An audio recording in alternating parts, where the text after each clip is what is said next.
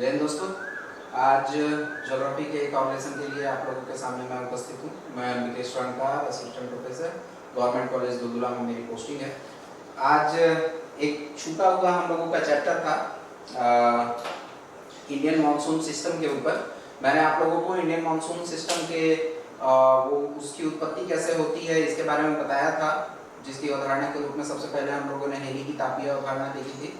तापीय अवधारणा में हेली ने बताया कि ये जो इंडियन सब कॉन्टिनेंट है, यहाँ पे जब गर्मी का मौसम आता है, गर्मी के मौसम में ये वाला जो रीजन है ये पूरा बहुत ज़्यादा गर्म हो जाता है और यहाँ पे कम दबाव का क्षेत्र बन जाता है। नीचे जो हिंद महासागर और अरब सागर, बंगाल की खाड़ी, ये वाला जो तीनों ओर से घिरा हुआ जल का भाग है, यहाँ उच्च दबाव का क्षेत्र रहता है, जिसके चलते यहाँ पे मानसून की उत्पत्ति होती है।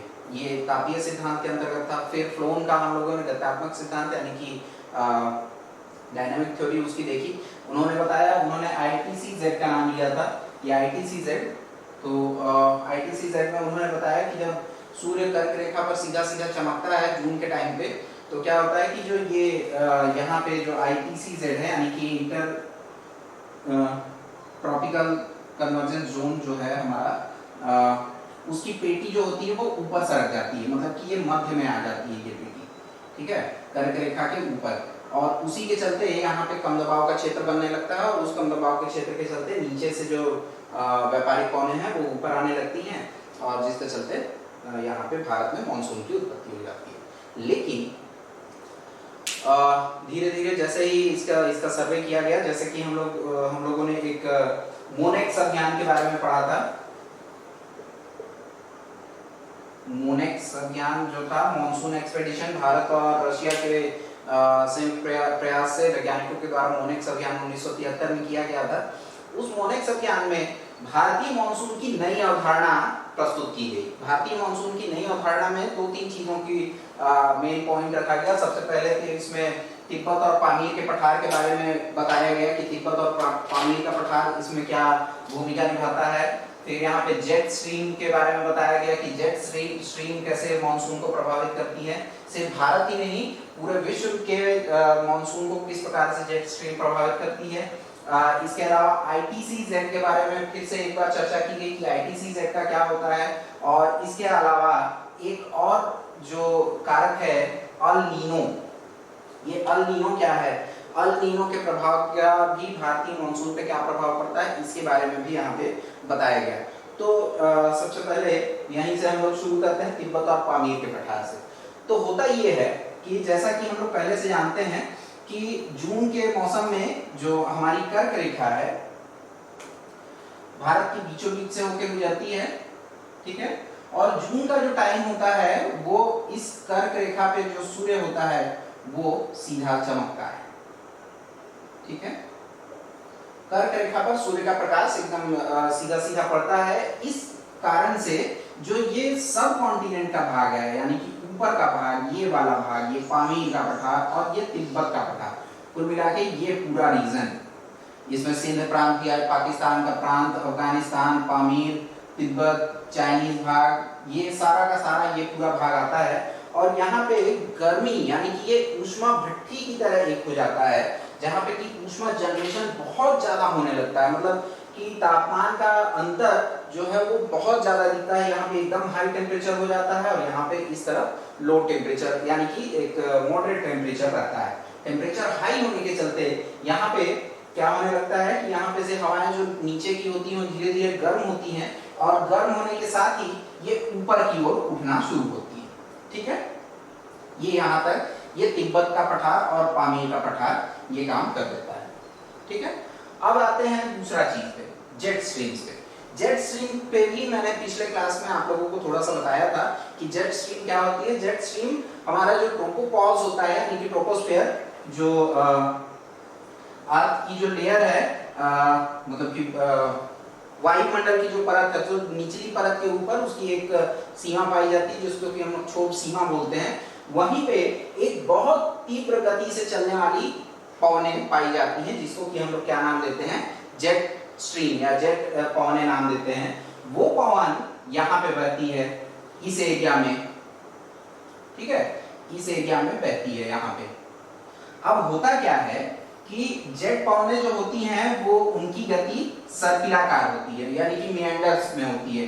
वो सीधी रेखा में गमन नहीं करती हैं, सीधी चाल में ये पवनें नहीं चलती हैं, बल्कि तिरछी चलती हैं। इतना ही नहीं कि ये तिरछी चलती हैं, ये हॉरिजॉन्टल और वर्टिकल, ये दोनों रूपों में, मतलब कि इस रूप में भी मिलती है और इस रूप में भी ये पवनें मिलती हैं। दोनों तरफ से ऐसे ऐसे भी चलती है और ऐसे ऐसे भी ऊपर नीचे भी चलती है। तो ये खासियत है इन जेट पवनों की। दूसरी खासियत क्या है कि इनकी जो गति होती है वो 200 किलोमीटर से भी ज्यादा होती है। ठीक है, 200 से 300 किलोमीटर, यानी कि जो जेट पवन या जो जेट विमान वायुयान है उनकी गति के बराबर या उनसे भी ज्यादा तीव्र गति से ये पवनें जो हैं वो चलती हैं। अब होता क्या है कि जब यहाँ पे तिब्बत का पठार बहुत ज्यादा गर्म हो जाता है तो यहाँ से हवाएं जो हैं वो गर्म होके कहाँ उठती हैं, ऊपर की ओर। ठीक है, ऊपर की ओर उठ रही हैं और यहाँ पे इस जो जेट पवन हमारी चल रही है, जेट पवन से ये टकराती है। ठीक है, जेट पवन को और वहां पे गर्म करने लगती है धीरे धीरे। साथ में ये पामीर का पठार, अब पामीर और तिब्बत के पठार की औसत ऊंचाई जो है वो लगभग 6000 मीटर के आसपास है। ठीक है, जो हमारी जो पवन चल रही है वो 9000 मीटर पे चल रही है। इस कारण से क्या होता है, ये दो भागों में यहाँ पे विभक्त हो जाता है। ये पवन जो होती है जेट स्ट्रीम, ये दो भागों में यहाँ पे पामीर के पठार और तिब्बत के पठार से क्या होती है, विभक्त हो जाती है। ठीक है, यहाँ पे से इसकी एक शाखा ऐसे नीचे आ जाती है। ठीक है, इस दो भागों में विभक्त हो जाती है। ठीक है, अब होता क्या है कि यहाँ पे एक आइलैंड है अफ्रीका कॉन्टिनेंट के पास, मेडागास्कर, जो कि भूमध्य रेखा के बहुत पास है। भूमध्य रेखा के बहुत पास होने के चलते ये व्यापारिक पवनों के क्षेत्र में आता है। व्यापारिक पवनें यहाँ पे बहुत तेज चलती हैं, तो इन जेट पवनों को धीरे धीरे वो व्यापारिक पवनें क्या कर देती हैं, ठंडा कर देती हैं और यहीं से ये जो पवनें हैं ये ऊपर की ओर आना फिर से शुरू हो जाती है। ठीक है, समझ रहे हैं। और यही चीज है जो जेट पवन जो है वो भारतीय मानसून को इतना ज्यादा प्रभावित कर देती है। मतलब कि यहाँ से एक हवा की बहुत बड़ी मात्रा ये जेट पवन अपने साथ ठंडी हवा की और जल भरी पवनों की मात्रा लेके जाती है और पूरे भारतीय सबकॉन्टिनेंट यानी कि भारतीय उपमहाद्वीप पे यहाँ पे जो मानसून चल रहा है, ये क्रिया जो होती है जून के टाइम पे होती है। हमारा भी मानसून भी जो है वो जून के टाइम पे आता है। तो इस कारण से ये जो जेट पवन है वो यहाँ पे प्रभावित करती है भारतीय मानसून को। ये जो सेल बन रहा है इसी को हम लोग ईस्टर्ली जेट कहते हैं। ठीक है, आप बुक्स में देखेंगे तो वहां पे आप लोगों को ईस्टर्ली जेट का नाम मिलेगा। तो इसी को हम लोग क्या बोलते हैं, ईस्टर्ली जेट। फिर जब यहाँ पे आती है हवाएं तो पामीर के पठार से फिर टकराती हैं और फिर ऊपर उठ जाती हैं और फिर यहाँ पे से ऐसे मुड़ जाती हैं। तो ये सेल एक पूरा चक्कर लगाती हैं और इस प्रकार से ये जेट पवन इसको प्रभावित करती है। ठीक है, तीसरा पॉइंट आता है यहाँ पे आईटीसीजेड का। आईटीसीजेड के बारे में हम लोग पहले ही देख लिए हैं। आईटीसीजेड क्या होता है, सूर्य का पीछा करता है। ठीक है, जहां पे सूर्य चमकता है आईटीसीजेड जो होता है वो उसी के आसपास बनता है। अगर सूर्य भूमध्य रेखा पे सीधा सीधा चमक रहा है तो आईटीसीजेड भूमध्य रेखा पे रहता है। अगर सूर्य कर्क रेखा पे चमक रहा है तो आईटीसीजेड क्या होता है, उसी के आसपास और उससे भी थोड़ा सा ऊपर चला जाता है यहाँ पे। ठीक है, तो ये भी क्या बन जा रहा है, कुल मिला के ये आईटीसीजेड जेट स्ट्रीम सूर्य ये जो है ये सब के सब मिलके ये तिब्बत और पामीर का जो पठार है इसको एक बहुत प्रभावी ऊष्मा केंद्र के रूप में स्थापित कर देते हैं। थार का मरुस्थल हो गया, इधर सिंध प्रांत हो गया, इधर पामीर का पठार, इधर तिब्बत का पठार और पूरा भारतीय लैंड जो है वो इसको बना देता है। इस प्रकार से ये हमारा जो भारतीय मानसून है उसको ये तीनों चीजें प्रभावित करती है। ठीक है, तो ये हो गया हमारा भारतीय मानसून की नई परिकल्पना। एक चीज इसमें बच गई जिसको कि अभी हम लोग देखते हैं, अल नीनो। अभी अल नीनो कैसे भारतीय मानसून को प्रभावित करता है।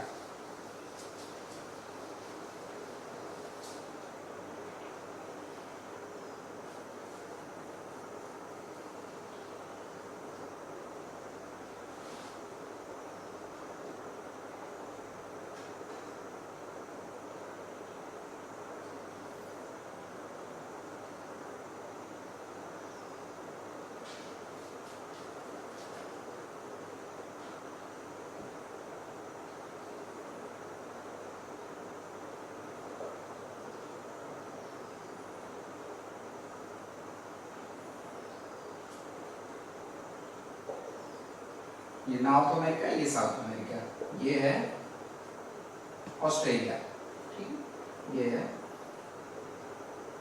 इंडिया। अब होता क्या है, El Nino. El Nino south Africa के चिली पेरू तट पे चलने वाली एक क्या है, एक समुद्री धारा है, ठीक है, क्या है, समुद्री धारा, अल नीनो। ये एक प्रकार की ठंडी जलधारा है, ठीक है, अल नीनो। अब होता क्या है कि जब यहां पे जो भूमध्य रेखा है, क्योंकि प्रशांत महासागर काफी बड़ा है, यहाँ पे आप लोगों को इस मैप में देखने पे यहाँ पे समझ में आ जाएगा कि प्रशांत महासागर की क्या है स्थिति। ये चिली पेरू का तट है और यहीं पे अल नीनो की धारा की उत्पत्ति होती है, ठीक है, ये अल नीनो की धारा की उत्पत्ति होती है। अब क्या होता है कि ये ठंडी जल धारा है अल नीनो। अल नीनो का अगर वास्तविक रूप देखें तो वो अगर उसका इंग्लिश ट्रांसलेशन तो यीशु के नाम से वो है, क्राइस्ट के नाम पे ही उसका नाम है अल नीनो। तो होता यह है कि यहाँ पे जो भूमध्य रेखा है, भूमध्य रेखा पे एक ऐसी स्थिति बनती है कि अल नीनो जो है वो यहाँ पे की परिस्थितियों को क्या कर देता है, गर्म कर देता है ऑस्ट्रेलिया के ऊपर, ठीक है, यहाँ पे की परिस्थितियों को गर्म कर देता है। इसकी उत्पत्ति का जो चरण है वो 3 साल से लेकर 7 साल तक रहता है, मतलब कभी 3 साल में उत्पन्न हो जाती है, कभी 7 साल में उत्पन्न होती है यहाँ पे, और ये अपना रूप परिवर्तित करती है। मैंने पहले बताया कि एक प्रकार की ठंडी जलधारा है, लेकिन होता क्या है, सूर्य की जब स्थिति भूमध्य रेखा पे बहुत ज्यादा प्रभावी हो जाती है तो यहाँ से एक गर्म जलधारा की उत्पत्ति होती है जो कि चिली पेरू तट पे चलने लगती है, ठीक है, चिली पेरू तट तक जाती है और यहाँ के मौसम को क्या कर देती है, गर्म कर देती है। अब जो हमारी व्यापारिक पवनें हैं जो कि आगे चल के भारतीय मानसून को बनाती हैं, वो व्यापारिक पवनें क्या होती हैं, जब यहाँ पे का कम दबाव, जब यहाँ पे का मौसम गर्म हो जाता है तो कम दबाव का क्षेत्र यहाँ पे बनने लगता है और वर्षा जो है वो बहुत ज्यादा इस क्षेत्र में होने लगती है, ठीक है। अब क्या हो गया कि जो व्यापारिक पवनें हैं, जो जल भरी हुई पवनें थी जिनमें की जल की जो मात्रा थी वो बहुत ज्यादा थी, जो पवन यहाँ पे आती और दक्षिण पश्चिम मानसून को अपना बनाती, यहाँ पे प्रभावी बनाती, वो पवन पहले ही यहाँ पे अपना जो जल है वो त्याग कर चुकी है। तो इस कारण से होता क्या है कि जब ये पवन यहाँ पे आ पाती है तो दक्षिण पश्चिम मानसून हमारा क्या हो जाता है, कमजोर हो जाता है, ठीक है, सीधी सी बात है। मतलब कि अगर पवन, एक जो मॉनसूनी पवन है वो हमारा अगर इस क्षेत्र में बहुत ज्यादा वर्षा करा देगी, ठीक है, तो उसमें जल की मात्रा क्या हो जाएगी, कम हो जाएगी, और वही पवन जब आगे बढ़ के आती है हमारे भारतीय सबकॉन्टिनेंट उपमहाद्वीप से यहाँ पे से टकराती है और अंदर जाती है, जिसके चलते भारत में वो वर्षा नहीं करा पाती है। इसलिए नहीं करा पाती है क्योंकि वो पहले ही अपना जो उसमें जो जल की मात्रा थी, जितनी उसकी सघन जल की क्या जो डेंसिटी थी वो वहाँ पे कम हो चुकी है, मात्रा उसकी कम हो चुकी है। इस कारण से हमारा जो भारतीय मानसून है वो क्या हो जाता है, कमजोर पड़ जाता है। तो ये 3 चीजें हो गई अल नीनो को लेके। अब इसकी मैं पहले बताया कि इसकी जो इसका जो साइकिल है वो 3 से 7 साल का है, मतलब कि कभी भी ये 3 साल में भी उत्पन्न हो जाता है, कभी 7 साल में उत्पन्न हो जाता है। अब दूसरा क्या है कि जब यहाँ पे ये जो जलधारा है ये ठंडी रहती है यहाँ पे, ठीक है। अब मान लीजिए कि एक सामान्य परिस्थिति देखते हैं कि ये जो जलधारा है ये आराम से यहाँ पे चल रही है, ठंडी जलधारा है, नीचे से आ रही है और ठंडी जलधारा के रूप में यहाँ पे चल रही है, तो यहाँ पे उच्च दबाव का क्षेत्र बन जाता है और व्यापारिक पवनें सीधा यहाँ पे चलती रहती हैं, गोल्डन के ऊपर आती रहती हैं और यहाँ पे फेरल के नियम से जब भूमध्य रेखा को पार करती हैं तो मुड़ जाती हैं। मुड़ने के बाद यही दक्षिण पश्चिम मानसून कहलाती है व्यापारिक पवनें, और ये चूंकि यहाँ पे इनको वर्षा नहीं करानी होती है तो इस पूरे क्षेत्र में आराम से वर्षा कराते हुए भारतीय उपमहाद्वीप पे आती हैं और भारतीय उपमहाद्वीप में भी दक्षिणी पश्चिमी मानसून हमारा सही आता है, ठीक है। तो ये हमारा कॉन्सेप्ट है भारतीय मानसून के ऊपर कि कैसे भारतीय मानसून को इतनी सारी जो चीजें हैं वो एक साथ मिलकर प्रभावित करती हैं। ये सिर्फ ऐसा नहीं है कि तापमान में अंतर हुआ और वहां पे स्थल के तापमान और जल के तापमान में अंतर हुआ और वर्षा हो गई, या सिर्फ ITCZ या सिर्फ जेट स्ट्रीम, ये सारी की सारी चीजें मिलके, इसके अलावा भी बहुत सारे कारक हैं। अगर हम लोग भारतीय स्थलाकृति भारत की अगर स्थलाकृति की बात करें तो भारतीय स्थलाकृति का भी इसमें बहुत महत्वपूर्ण रोल है। चाहे वो हिमालय का ही पर्वत हो जो पूरा फैला हुआ है ऊपर से, ठीक है, वो हिमालय का भी भाग है। ये पश्चिमी घाट का भी उतना ही बड़ा रूप है, यहाँ पे प्रभाव पड़ता है। बीच में विंध्याचल और सतपुड़ा पर्वत, यहाँ पे अरावली, ठीक है। तो सारी चीजें एक साथ मिलके यहाँ पे एक सिस्टम बनाती हैं, जिसके चलते भारतीय मानसून आता है। ऐसा ही नहीं कि सिर्फ ये भारतीय मानसून को प्रभावित करती हैं, स्थलाकृतियों की बात करें, ठीक है, भारतीय मानसून को प्रभावित कर रही हैं, बल्कि तिब्बत का पठार, जेट स्ट्रीम, अल नीनो, ये सारा का सारा पूरे विश्व के मानसून सिस्टम को क्या करता है, प्रभावित करता है। जैसे मैंने पहले भी बताया था, मानसून रीजन्स जो हैं वो भूमध्य रेखा के ऊपर और नीचे दोनों भागों में पाए जाते हैं पूरे विश्व में, एक ऐसे पट्टी के रूप में, ठीक है। तो ये पूरे विश्व में पाए जाते हैं मानसून, और इस पूरे मानसून को ये सारे जो कारक हैं ये प्रभावित करते हैं, ठीक है। आशा करता हूं कि आप लोगों को ये समझ में आया होगा। अगली कक्षा में आप लोगों को भारतीय मानसून का प्रस्फुटन कैसे होता है इसके बारे में मैं बताऊंगा, ठीक है। तो अभी हम लोगों ने मानसून, भारतीय मानसून का नया जो संकल्पना है, नई संकल्पना है, उसके बारे में पढ़ा, और अल नीनो के बारे में हम लोगों ने देखा।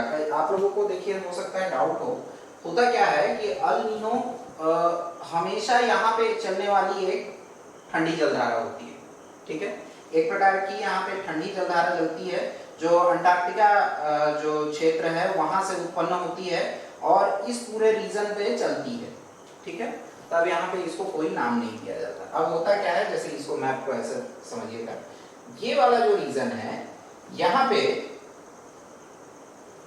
जो दक्षिण पश्चिम प्रशांत महासागर है, यहाँ पे इसे क्या होता है कि एक गर्म जलधारा की उत्पत्ति होती है सूर्य के चमकने से, और यही जलधारा जब आती है नीचे आ जाती है तो इस ठंडी जलधारा को क्या कर देती है, प्रतिस्थापित कर देती है, और ये स्थिति क्या कहलाती है, अल नीनो, ठीक है, ये कहलाती है अल नीनो।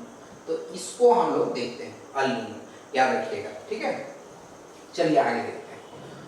अब ये तो हमारा कॉन्सेप्ट हो गया कि भारतीय मानसून उत्पन्न कैसे होता है, लेकिन भारतीय मानसून चलता कैसे है उसको हम लोग देखते हैं। मान लीजिए ये सारे कारक एक जैसे या एक साथ भारतीय क्षेत्र को प्रभावित कर रहे हैं, और हमारा भारतीय मानसून जो है, मानसून का जो वो है उसकी उत्पत्ति बहुत अच्छे से हो जाती है, ठीक है।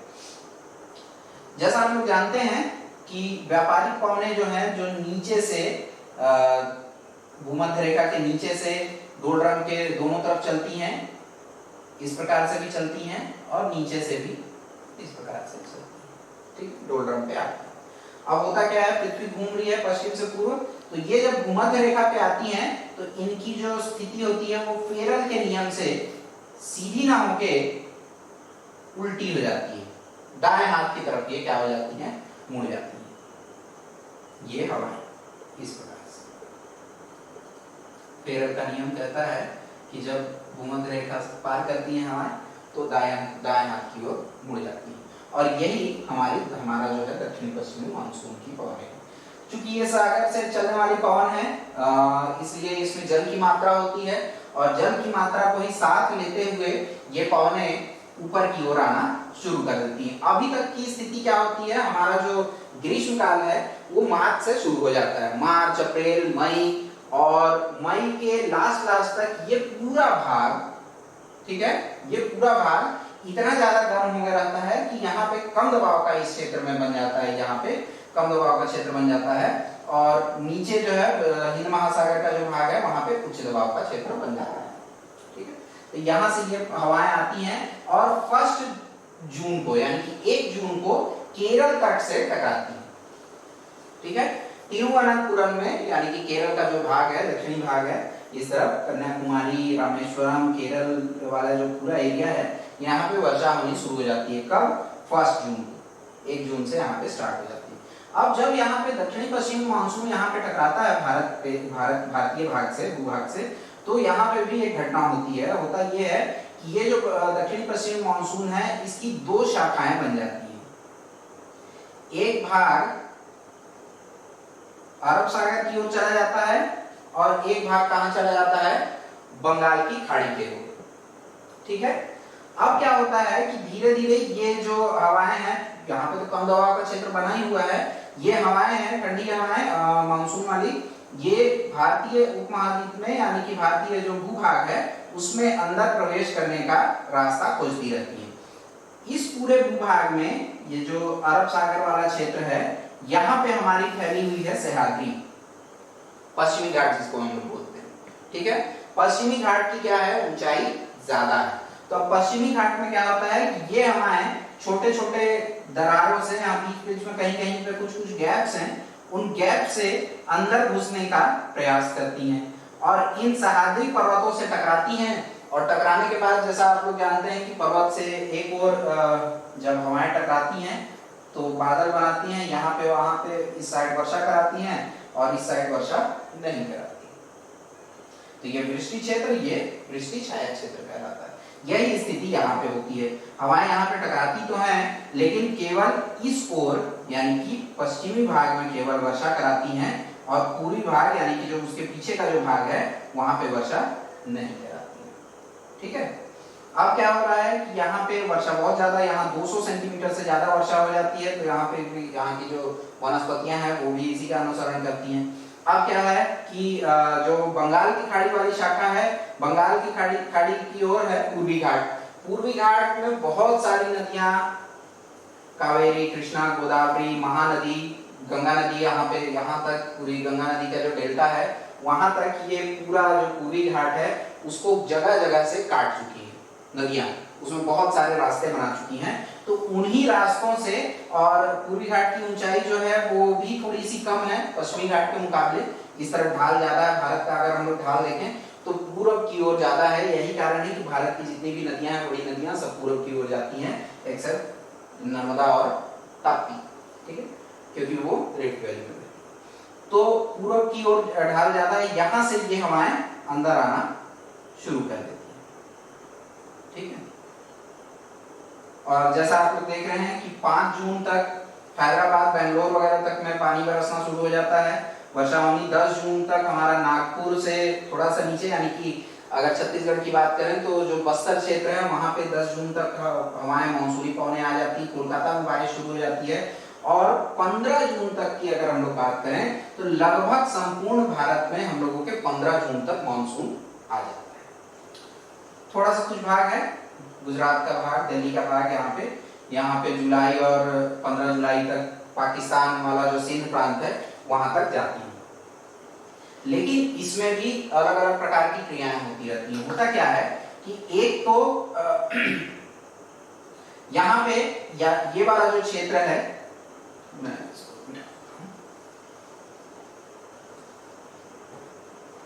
ये बीच वाला जो भाग है यहाँ पे का, यहाँ पे अभी तक वर्षा नहीं हो पाई क्योंकि जो अरब सागर से आने वाली हवाएं हैं वो इस तरफ तो वर्षा कराई लेकिन दूसरी तरफ वर्षा वो नहीं करा पाई।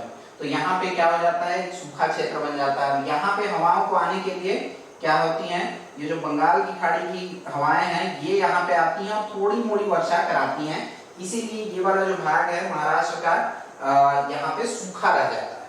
ठीक है, आगे चलते हैं तो जब गुजरात के पास अरब सागर की जो शाखा है वो पहुंचती है तो यहाँ पे अरावली फैली हुई है। ऐसे अरावली के इस क्षेत्र यहाँ पे हवाएं टकराती हैं, यहाँ पे तो वर्षा कराती हैं लेकिन अरावली से टकराने के बाद भी जो अरब सागर की जो हवाएं हैं वो भी 2 भागों में इस तरफ बढ़ जाती हैं, एक ऊपर चली जाती है, एक इधर उत्तराखंड की ओर निकल जाती है।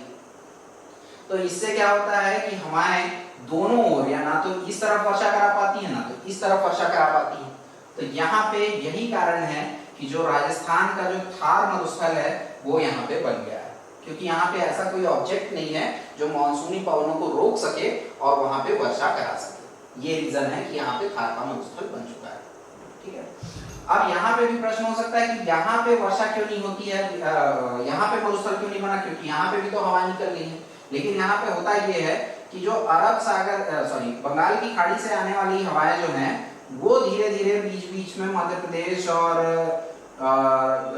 छत्तीसगढ़, मध्य प्रदेश, उड़ीसा ये सब पार करते हुए जब यहाँ पे पहुंचती हैं तो ये भी अरावली के इस भाग से टकराती हैं और यहाँ पे थोड़ी मोड़ी वर्षा तो करा देती हैं, लगभग 50 सेंटीमीटर के आसपास की वर्षा यहाँ पे हो जाती है। तो यही कारण है कि यहाँ पे का जो क्षेत्र है वो सूखा हो जाता है, जो चंबल वाला एरिया हम लोग बोलते हैं वो सूखा तो है लेकिन एकदम मरुस्थल वहां पे नहीं बन पाया है, थोड़ा पानी वहां पे मिल जाता है।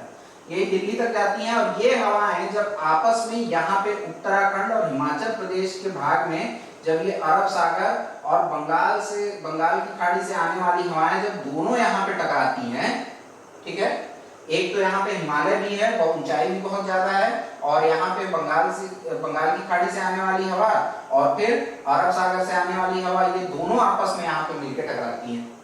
तो हिमाचल प्रदेश और उत्तराखंड के भाग में वहां पे खूब ज्यादा वर्षा होने लगती है और इतनी वर्षा हो जाती है जिसको कि हम लोग मानसून का फटना भी बोलते हैं कभी कभी, या बादल का फटना, एक शब्द सुने होंगे आप लोग, बादल का फटना। तो ये बादल के फटने की घटना यहाँ पे काफी ज्यादा होती है, मतलब कि आपकी समझ लीजिए कि एक सप्ताह में जितनी वर्षा होनी है वो एक रात में हो जाएगी, ठीक है।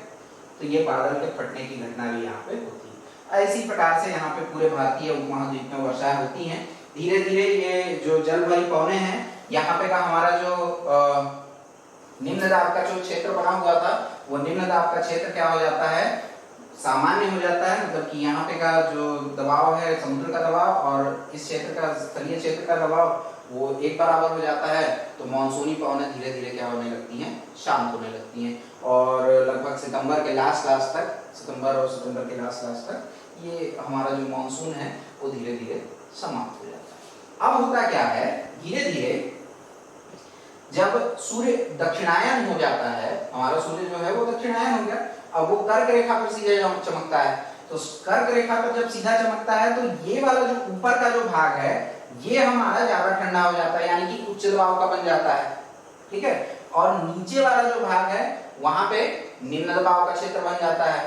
तो अब क्या होगा, सीधी सीधी उल्टी परिस्थिति, जब नीचे से हवाएं ऊपर की ओर आ रही थी अब ऊपर से हवाएं नीचे की ओर जाने लगती हैं। तो ये वाले क्षेत्र से पूरी हवाएं जो हैं वो दक्षिण भाग की ओर जानी शुरू हो जाती हैं, ठीक है, और इसी को हम लोग बोलते हैं शीतकालीन मानसून। शीतकालीन मानसून में भारत में वर्षा नहीं होती है क्योंकि यहाँ पे कोई ऐसा क्षेत्र नहीं है जहाँ से वो हवाएं जल इकट्ठा कर सकें और किसी आगे वाले क्षेत्र में बरसा सकें। यहाँ पे कुछ होता है तमिलनाडु के क्षेत्र में जहाँ पे इसको हम लोग चेरी ब्लॉसम शावर्स के नाम से जानते हैं, खैर वो पहले होता है, इस पर ध्यान नहीं देते ज़्यादा। तो यहाँ पे थोड़ी सी वर्षा होती है, शीतकालीन वर्षा। दक्षिण में अगर छत्तीसगढ़ की बात करें तो आपके बस्तर के पठार में, दंडकारण्य में भी थोड़ी वर्षा होती है जो शीतकालीन मानसून से होती है, ठीक है। छत्तीसगढ़ में भी कवर्धा वाला जो क्षेत्र है वो भी वृष्टि छाया क्षेत्र है, इसको भी याद रखेंगे आप लोग। तो ये यहाँ पे इस प्रकार की परिस्थितियां बनती हैं जिसको हम लोग दक्षिण पश्चिमी मानसून के नाम से जानते हैं, ठीक है। आशा करता हूँ कि आप लोगों को समझ में आया होगा। अगर कुछ आप लोगों को डाउट है तो आप लोग कमेंट कर सकते हैं, कमेंट के द्वारा आप लोगों के प्रश्नों का जवाब देने की कोशिश करेंगे। तब तक के लिए आप लोग भारत की जलवायु का वर्गीकरण ये आप लोग देखते रहिए। मैं थोड़ी देर में अभी भारत की जलवायु पे भी एक वीडियो अभी बनाने की कोशिश करता हूँ। तब तक के लिए जय हिंद।